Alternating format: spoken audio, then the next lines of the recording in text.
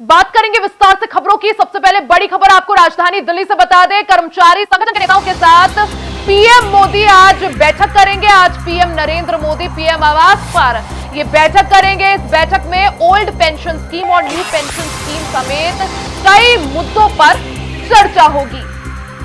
तो यूक्रेन दौरे के बाद प्रधानमंत्री नरेंद्र मोदी स्वदेश वापस लौट आए हैं। इस दौरान आज दिल्ली में पीएम हाउस में वो कर्मचारी संगठन के नेताओं के साथ बातचीत करेंगे, बैठक करेंगे। आज प्रधानमंत्री नरेंद्र मोदी पीएम आवास पर बैठक करेंगे। इस बैठक में ओल्ड पेंशन स्कीम यानी ओपीएस और न्यू पेंशन स्कीम एनपीएस समेत कई मुद्दों पर कर्मचारी संगठन के साथ बातचीत होगी। प्रधानमंत्री नरेंद्र मोदी पोलैंड और यूक्रेन के दौरे के बाद वापस दिल्ली लौट आए हैं। इस दौरान आज पीएम मोदी अपने आवास पर कर्मचारी संगठन के नेताओं के साथ बैठक करेंगे। आज पीएम मोदी महत्वपूर्ण बैठक करने वाले हैं। इस बैठक में ओपीएस और एनपीएस यानी ओल्ड पेंशन स्कीम और न्यू पेंशन स्कीम समेत कई मुद्दों पर चर्चा होगी। ज्यादा जानकारी के लिए सीधा रुख कर लेते हैं संवाददाता अजय चौहान का। अजय, जिस तरह से पोलैंड और यूक्रेन दौरे के बाद पीएम मोदी दिल्ली वापस लौट आए हैं, इस दौरान आज दिल्ली में महत्वपूर्ण बैठक कर्मचारी संगठन के नेताओं के साथ पीएम मोदी बैठक करेंगे। कितने बजे अजय बैठक शुरू होगी? रिया बता दें, जिससे प्रधानमंत्री नरेंद्र मोदी लगातार कहने कभी यूक्रेन के दौरे से वापस लौटे और आज जो केंद्रीय कर्मचारियों के साथ जो बैठक की बात सामने आ रही है, यानी कि उम्मीद जताया जा रहा है कि आज उनके साथ बैठक की जा सकती है। यानी कि जो ओपीएस और एनपीएस की बात है, जो पेंशन ऑल पेंशन उसकी चर्चा की जा सकती है, जो 8वें वेतन की बात है उसको भी चर्चा में लाया जा सकता है। यानी कहीं न कहीं जो काफी लंबे समय से जो हड़तालें चल रही थी, लोगों की जो मांग चल रही थी, पेंशन नहीं मिल पा रही है और नहीं 8वां वेतन की बात सामने आ रही है, तो देखा था कहीं ना प्रधानमंत्री नरेंद्र मोदी की आज उनके आवाज पर ये चर्चा संभव हो सकती है। यानी कहीं ना कहीं उम्मीद करती है लोगों की कि आज इसको लेकर के बैठक की जा सकती है, क्योंकि ऐसे समय में जब 4 राज्यों में चुनाव है, जैसे हरियाणा, पंजाब और जैसे चुनाव है, तो लगातार कहीं ना कहीं ये उम्मीद जरूर जताई जाएगी कि आज उम्मीद है उन लोगों की जो कई सालों से उम्मीद जताई रहे थे कि हमारी पेंशन अभी तक नहीं मिल पाई है। लेकिन प्रधानमंत्री नरेंद्र मोदी ऐसी पहली बार मीटिंग कर रहे हैं जो केंद्रीय कर्मचारियों के साथ बैठक की जाएगी आज। अजय, जिस तरह से आपने भी कहा कि 5 राज्यों में विधानसभा चुनाव है साल के अंत में, जिसमें हरियाणा भी शामिल है, महाराष्ट्र भी शामिल है, ऐसे में कर्मचारियों को साधने के लिए आज की ये बैठक कितनी महत्वपूर्ण, क्योंकि कर्मचारी संगठन के नेताओं के साथ बातचीत करेंगे और जैसा आपने भी कहा ओल्ड पेंशन स्कीम और न्यू पेंशन स्कीम पर भी चर्चा होगी। साथ ही और क्या कुछ मुद्दे हो सकते हैं जिन पर आज चर्चा की जाएगी? देखिए, प्रधानमंत्री नरेंद्र मोदी लगातार जो आप लोगों की जो मांगे हैं, जो सबसे बड़ी समस्या देश में जो शहीद है लोग हुए थे, जो रिटायरमेंट हो चुके हैं, जो दर्द पेंशन है, उसको लेकर के चर्चाएं की जा सकती है। क्योंकि देश के अंदर सबसे ज्यादा जो काफी समय से चल रहे थे ओल्ड पेंशन वाले, वो लगातार धरना प्रदर्शन चल रहे। पिछली बार 1 मई को जो ऐलान किया था कि हम भारत बंद कराएंगे, पूरे ऑल इंडिया भारत के अंदर धरना प्रदर्शन किया था, तो कहीं ना कहीं उसको लेकर चर्चाएं की गई थी और उनकी जो कुछ मांगे थी जो उसमें मान ली गई थी। तो उसी तर्ज पर आज फिर एक बार वही बात सामने आई कि हो सकता है प्रधानमंत्री नरेंद्र मोदी जिस तरह से बात कही है कि आज वो लौटे हैं तो उस पर चर्चा की जा सकती है। उनके जो संगठन लोग हैं, जो केंद्रीय कर्मचारी संगठन लोग हैं जो पूर्व, उनसे मीटिंग की जा सकती है। यानी कहीं न कहीं कुछ उम्मीद है जो उसको ओल्ड पेंशन को लेकर के, जो 8वें वेतन को लेकर, तो ऐसे में कहीं ना कहीं जो वोटर हैं, जो उनकी धमकी, कई बार ऐसे नेताओं ने धमकी भी दी थी जो उनके संगठन लोगों ने, कि अगर चुनाव से पहले हमारी बातें नहीं मानी गई तो हम कहीं ना कहीं बीजेपी को इसका काफी को नुकसान उठाना पड़ेगा। यानी वेतन आयोग की आप बात कर रहे हैं या फिर ओल्ड पेंशन स्कीम को लेकर, क्योंकि कई सारे कर्मचारी संगठन सरकार के खिलाफ मोर्चाबंदी पर भी उतर आए थे। ऐसे में आज की इस बैठक को क्या माना जाए, कितनी महत्वपूर्ण, किस तरह से समन्वय स्थापित करने की कोशिश यहाँ पर की जाएगी पीएम मोदी द्वारा, या कर्मचारियों को मनाने की कोशिश? देखिए, ये जो बैठक है बहुत अहम बैठक मानी जा रही है, क्योंकि अभी 10 जो विधानसभा चुनाव है उसमें भी चर्चा में, क्योंकि उससे पहले अभी जनता मंतर पर काफी संख्या में लोग मौजूद हुए थे इसी ओल्ड पेंशन को लेकर के, पुरानी पेंशन को लेकर के। कहा कि अगर हमारी पेंशन की बात नहीं मानी गई और हमें अगर भत्ता नहीं दिया गया या हमारी नहीं बढ़ाए गए, तो आने वाले अभी जो चुनाव होने उसमें जगह जगह प्रचार करेंगे और आने वाले जो अभी राज्यों में चुनाव है उसका भी हम प्रचार पूरा मोर्चा संभालेंगे। या तो प्रधानमंत्री नरेंद्र मोदी हमारी बात सुने, क्योंकि हमने काफी लंबे समय से सरकार में अपना कार्य किया है, हमारा ही पैसा है जो हमें नहीं मिल पा रहा है, क्योंकि उनका कहना है कि 3,000 2,000 में हमारा कुछ गुजारा नहीं होता, कम से कम 8 9 या 10,000 रुपए होना चाहिए। तो ऐसे में देखिए प्रधानमंत्री नरेंद्र मोदी जो सवाल आप जो बात करते हैं क्या सामने आ रही है, तो ऐसे में कहीं ना कहीं उम्मीद जरूर है और आने वाले विधानसभा को अपने पक्ष में लेना, क्योंकि बीजेपी की रणनीति जो होती है वो लगातार कहीं ना कहीं ग्राउंड जीरो से होती है। उनको पता है कि इन्हीं के माध्यम से हमारी सरकार बन सकती है, इन्हीं के माध्यम से वोट होते हैं। बिल्कुल, क्योंकि कई सारे कर्मचारी संगठनों के बीच नाराजगी भी थी और वो बार बार डिमांड कर रहे थे कि पीएम मोदी से मुलाकात के लिए समय मांग रहे थे बार बार। अब क्योंकि पीएम मोदी ने समय दे दिया है और यूक्रेन और पोलैंड के दौरे के बाद सबसे पहले आज वो यही बैठक करने वाले हैं, यहाँ पर अजय प्रशासन का या सरकार की तरफ से क्या कुछ रुख रहने वाला है? देखिए प्रशासन और सरकार के रूप में सरकार यही चाहती है कि जो लोग हैं, जो उनका अधिकार है, क्योंकि लगातार देखा गया प्रधानमंत्री नरेंद्र मोदी जब से प्रधानमंत्री बने हैं वो कहीं ना कहीं गरीबों से लेकर के और बुजुर्गों तक वो हमेशा कहीं ना उनका ध्यान रखते नजर आए, चाहे किसान है चाहे बेरोजगार है। तो ऐसे में सवाल यही बनता है कि जो उनके अधिकार है, जो उनका अधिकार, जो उनका पैसा है वो उनको दिया जाए। तो देखिए कहीं ना कहीं मुद्दे जो फंसे होते हैं, लेकिन ऐसे में इस समय अगर जो प्रधानमंत्री नरेंद्र मोदी ने ये बात कही कि मैं तुमसे बात करना चाहता हूँ, जनता की सहूलियत को देखते हुए और जनता को साधने के लिए आज कर्मचारी संगठन के साथ पीएम मोदी बैठक करने वाले हैं। हालांकि बैठक के बाद क्या कुछ नतीजा निकल कर आता है उस पर सभी की निगाह रहेगी। अजय बहुत बहुत शुक्रिया जानकारी के लिए।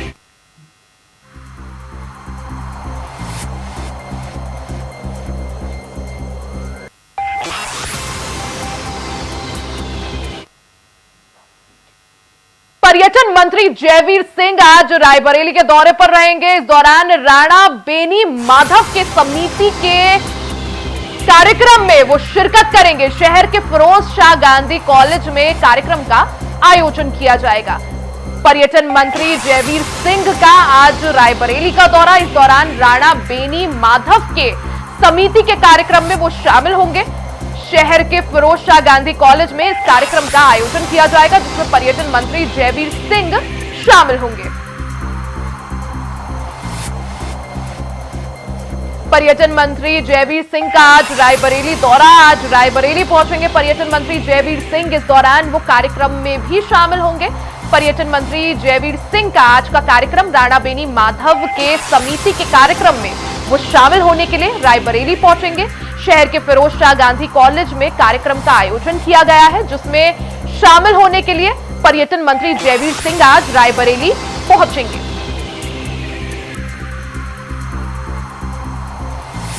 राणा बेनी माधव की समिति में कार्यक्रम का आयोजन जिसमें पर्यटन मंत्री जयवीर सिंह शामिल होंगे।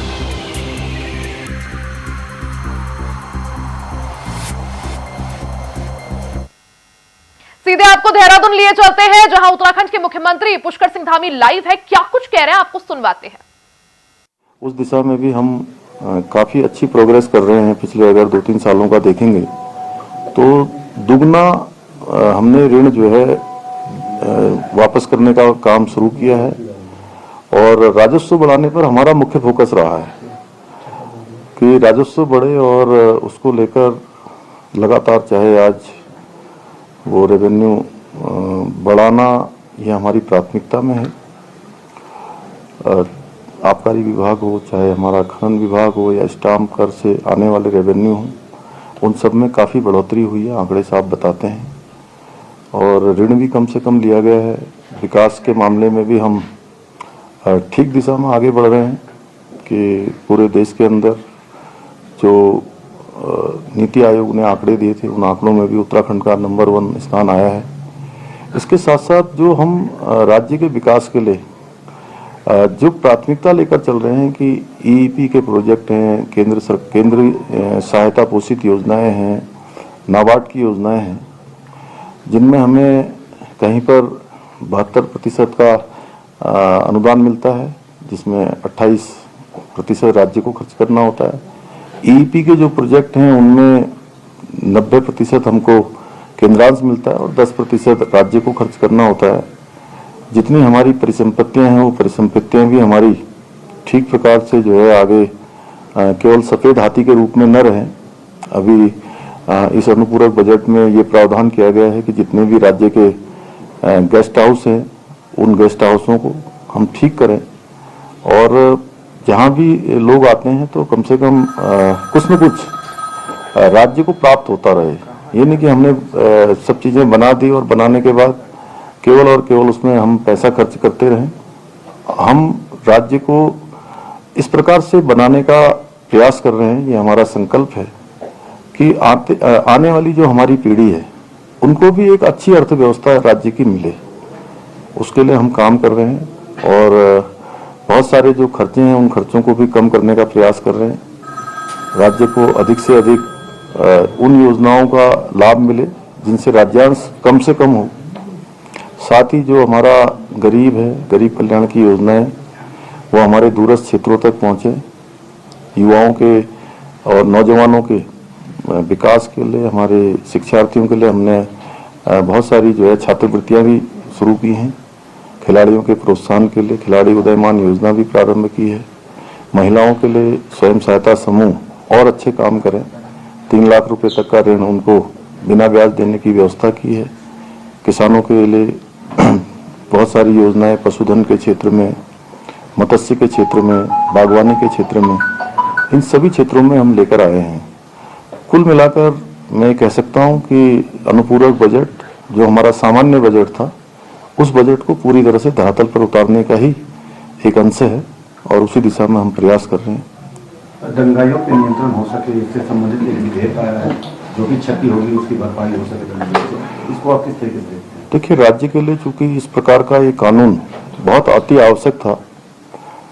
पिछले दिनों हल्द्वानी में 8 फरवरी को घटना हुई थी बनबुलपुरा क्षेत्र में, जहां पर प्रशासन के लोगों को, पुलिस के जवानों पर और विशेषकर महिला पुलिस पर और आप ही जैसे सभी पत्रकार भाइयों पर जो वहां पर कवरेज करने के लिए गए हुए थे, उन पर जानलेवा हमला हुआ, उपद्रव किया गया, तोड़फोड़ की गई और बड़ी एक हिंसा वहां पर करना चाहते थे लोग। इसको समय रहते जो है कंट्रोल किया गया, प्रशासन ने, पुलिस के लोगों ने। इस प्रकार की घटना राज्य के अंदर कहीं भी नहीं होनी चाहिए और ये कानून लाने के पीछे हेतु यही है कि कोई भी अब इस प्रकार की घटना करने के बारे में तो बहुत दूर की बात, किसी के दिमाग में भी नहीं आए कि मुझे घटना करनी है या इस प्रकार का अपराध करना है, क्योंकि राज्य हमारा बहुत शांत है।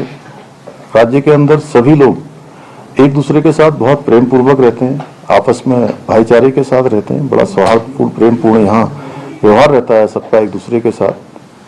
तो उत्तराखंड के अंदर, देवभूमि के अंदर इस प्रकार की चीजें बिल्कुल भी स्वीकार योग्य नहीं है। इसलिए हम ये कानून लेकर आए हैं कि अब कोई भी दंगा करेगा, उपद्रव करेगा, तोड़फोड़ करेगा, आगजनी करेगा, संपत्तियों को नुकसान पहुंचाएगा, तो उस संपत्तियों की नुकसान की भरपाई की एक एक पाई की कीमत उसी दंगा करने वाले से वसूल की जाए। मुख्यमंत्री ने अपनी महिलाओं की हिंसा की बात करी, बांग्लादेश में जो महिलाओं के साथ हो रहा है, लगातार आपके तमाम बस में वो दर्द सुना था, ऑलमोस्ट इस पर क्या कुछ कहना चाहिए?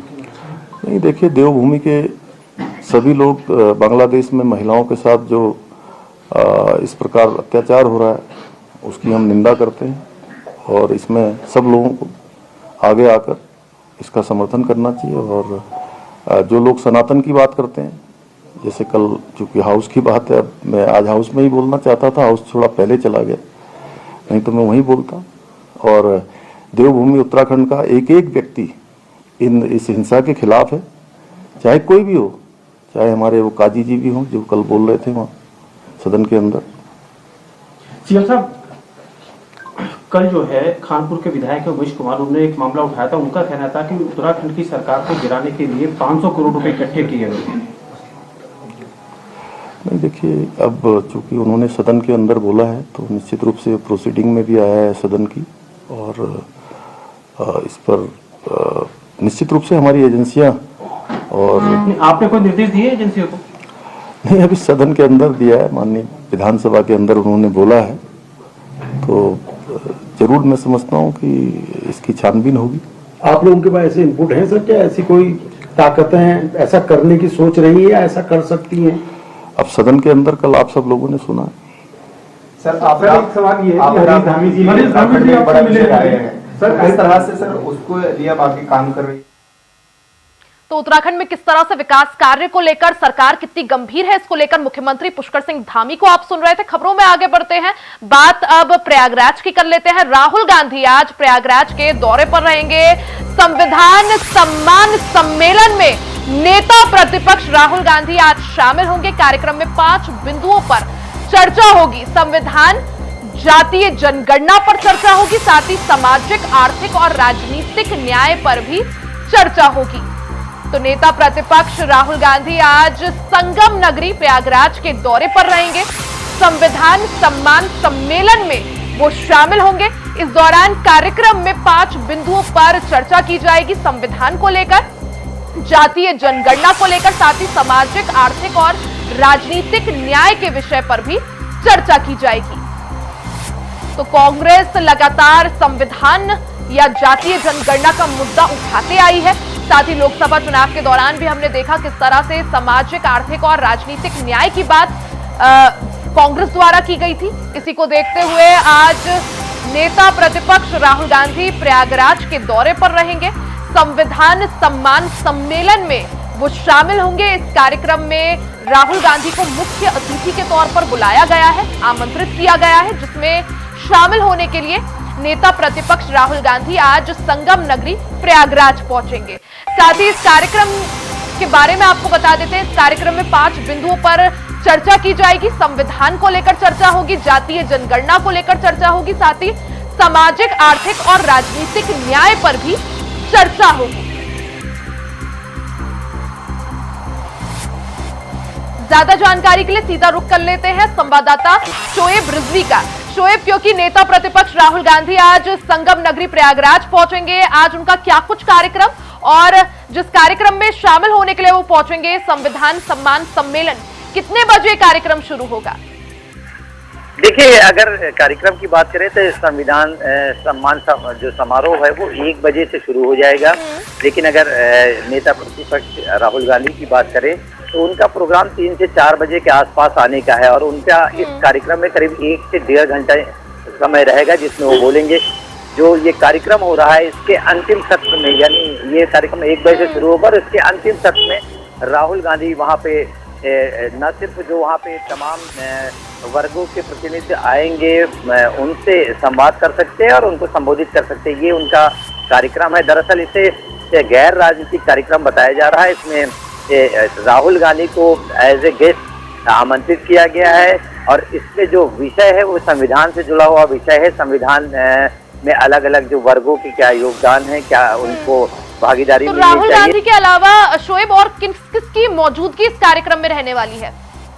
देखिए, इस कार्यक्रम में जो आमंत्रित सदस्य है वो रिटायर्ड जज हैं, शिक्षक हैं। उसके अलावा जो समाज के अलग अलग क्षेत्रों में काम करने वाले प्रतिनिधि हैं वो इस कार्यक्रम में शामिल होंगे। गरीबों के लिए काम करने वाले, दलित वर्ग के लिए काम करने वाले, अल्पसंख्यक समुदाय के लिए काम करने वाले अलग अलग जो लोग हैं उनको इसमें आमंत्रित किया गया है। और इसके अलावा जो जुडिशरी से जुड़े लोग हैं, रिटायर्ड जज हैं। यानी कांग्रेस लगातार जो है संविधान का मुद्दा उठाती आई है। अब ऐसे में संविधान सम्मान सम्मेलन में मुख्य अतिथि के तौर पर राहुल गांधी को आमंत्रित किया गया है। राहुल गांधी के आज के इस दौरे पर सभी की निगाहें रहेंगी। शोएब, बहुत बहुत शुक्रिया जानकारी के लिए। इसी के साथ इस बुलेटिन में फिलहाल के लिए सिर्फ इतना ही। खबरों का सिलसिला जारी रहेगा, बने रहे इंडिया वॉइस के साथ।